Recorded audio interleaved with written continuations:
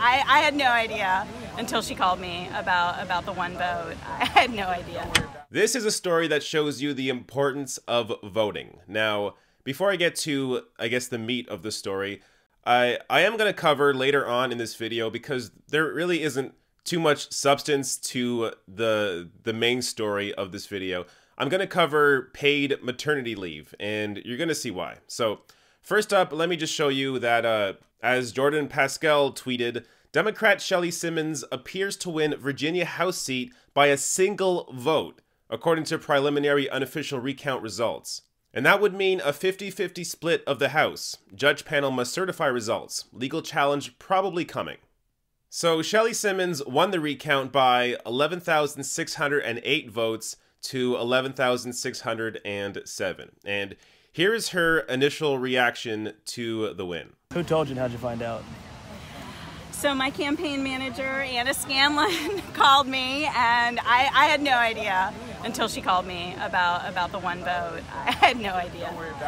So now with the 50-50 balance in the House, I know that throughout the campaign you had been talking about healthcare and Medicaid expansion as one of your kind of biggest issues, but also education. Do you know, and I apologize because you might have talked about this before, but do you know what you're going to prioritize or what's going to be the first thing on your plate? I'm hoping to really help work on the maternity leave legislation, and the way I'd like to frame it is that this is a benefit that we need to give teachers in Virginia.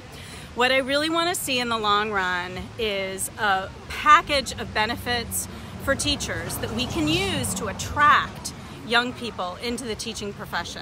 And I think a 3-month maternity leave for teachers would be fabulous. Now, I love this story because it really shows you the importance of voting. And I don't mean that in the context of you all have to vote one way. I mean that just in the sense of get out there and get involved. Whatever party, whatever person you support, yes, your vote matters, because it may come down to a point where one vote decides an election. Now, as I mentioned at the beginning of the video, I want to talk about paid maternity leave, which Shelley Simmons mentions there in the video. And one of the reasons she's having to fight for it is because the US is the only industrialized nation without paid maternity leave.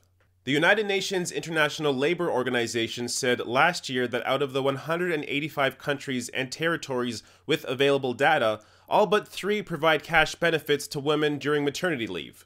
Oman, Papua New Guinea, and the United States provide some form of maternity leave but have no overall law for cash benefits. So the US is only one of 3 countries without paid maternity leave. Now, to give you some more context, I'm going to show you what Canada offers and what Sweden offers. So in Canada, under the current employment insurance system, birth mothers get 15 weeks of maternity leave, plus an additional 35 weeks of parental leave to split between parents however they like. In both cases, parents can get up to 55% of their usual earnings, up to a maximum of $543 per week. And on top of that, EI parental benefits also cover parents who are caring for a newly adopted child or children. So generally speaking, Canadians are pretty happy with their benefits, but in Sweden, it's even better. Sweden offers 480 days of parental leave. For 390 of those days, parents get 80% of their previous pay, up to a maximum of about $4,500 per month.